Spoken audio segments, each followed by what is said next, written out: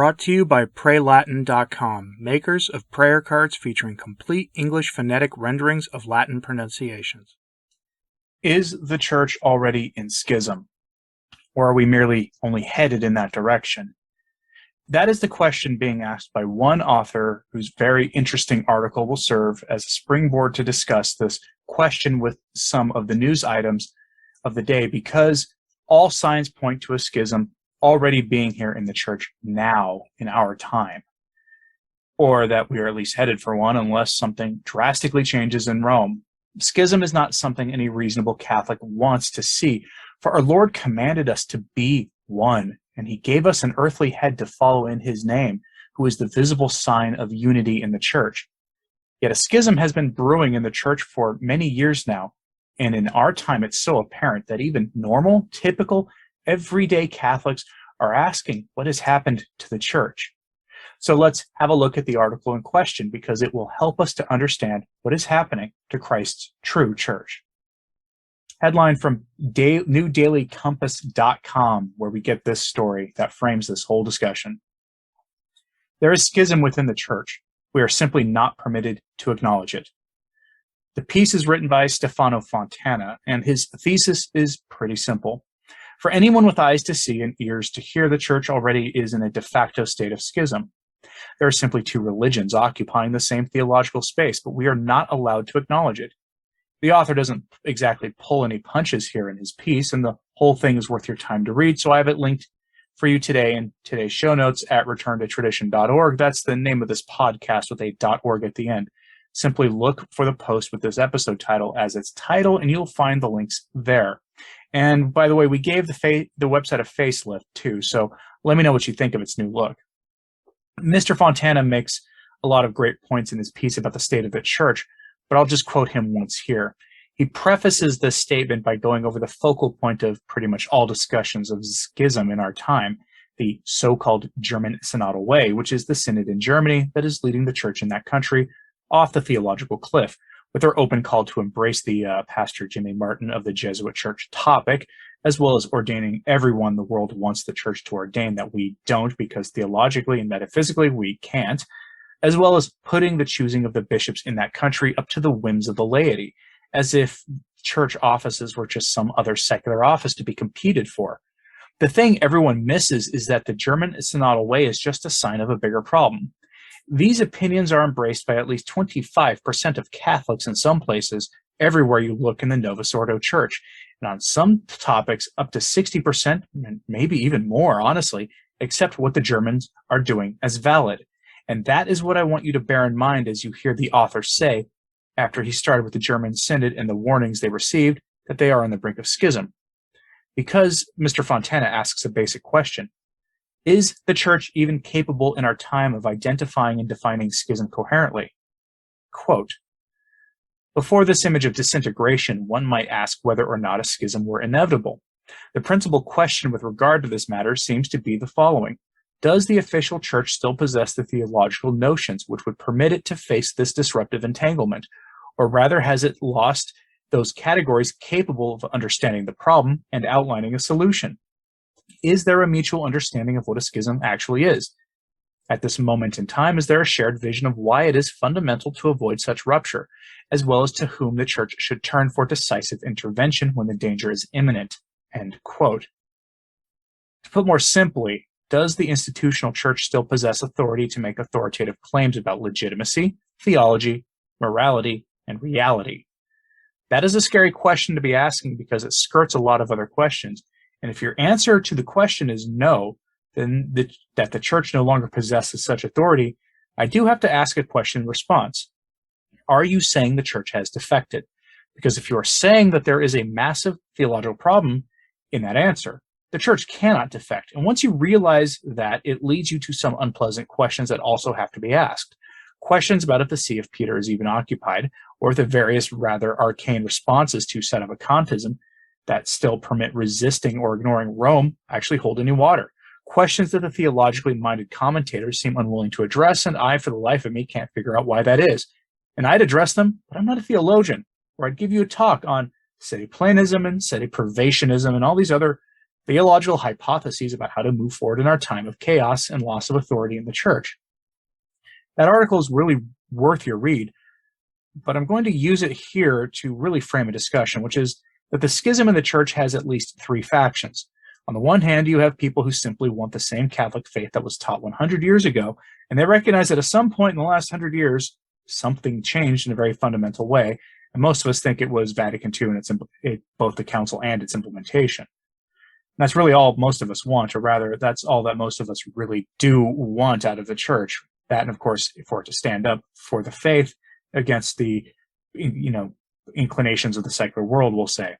But the other factions are the moderate and conservative modernists who run things for, honestly, most of the post-Vatican II era until Francis, and the other are the hypermodernists, the Francis faction and the Jesuits and Sister Janine Gramick's and Pastor Jimmy Martin's and the German bishops and the rest of them that occupy all the influential spaces in the church. Those are your fault lines, with most of the faithful caught up in all of it trying to figure out what's happening in the church, if they're even paying attention to the state of things.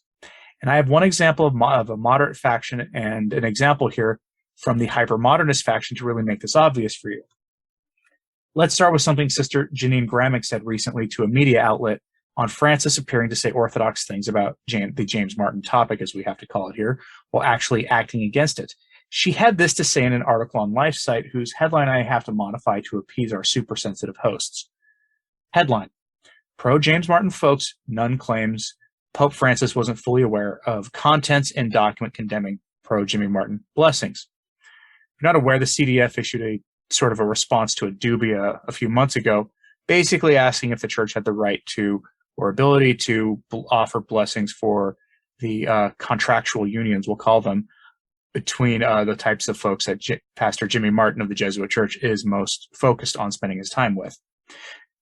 Sister Janine Gramick is basically saying that Francis didn't really read the document or care what its contents were and has no intention of enforcing it, and has actually been working against the document that he signed using some rather questionable means. And as the FSSP learned earlier this week, that's to be expected.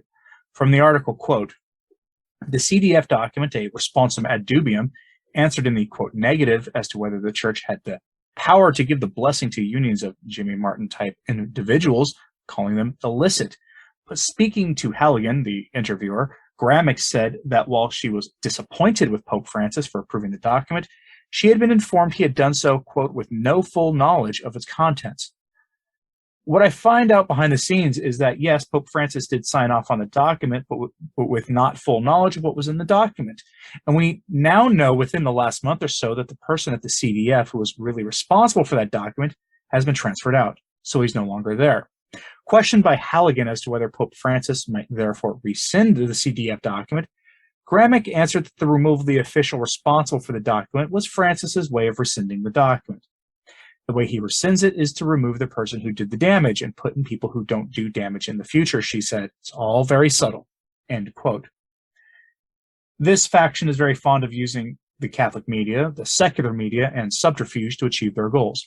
This goes back to Vatican II, when the modernists made sure their theologians were the ones who assisted the bishops in writing the documents that the council would pass, as well as assisting in governance committees the council used to do rather rudimentary things like determine speaking schedules and getting meeting rooms for council subgroups to do their work, and all of the other nuts and bolt activities that keep things like ecumenical councils running.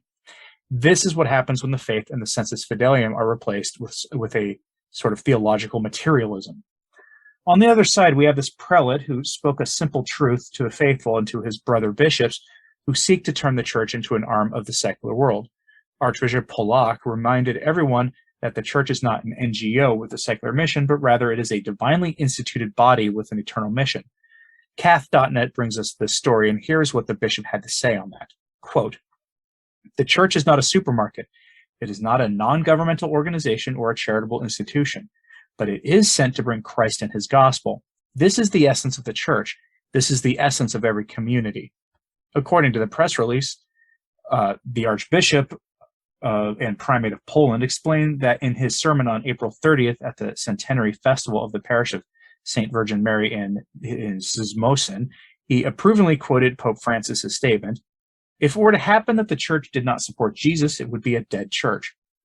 After all, the church does not support itself, but whether someone is small or large, weak or strong, quote, He carries Jesus and must be like Mary, who went to Elizabeth after the Annunciation and carried Jesus in her heart. Mary is the mother of our yes in the church. She is the mother of our yes in this church. Let's repeat yes to her with our lives." End quote.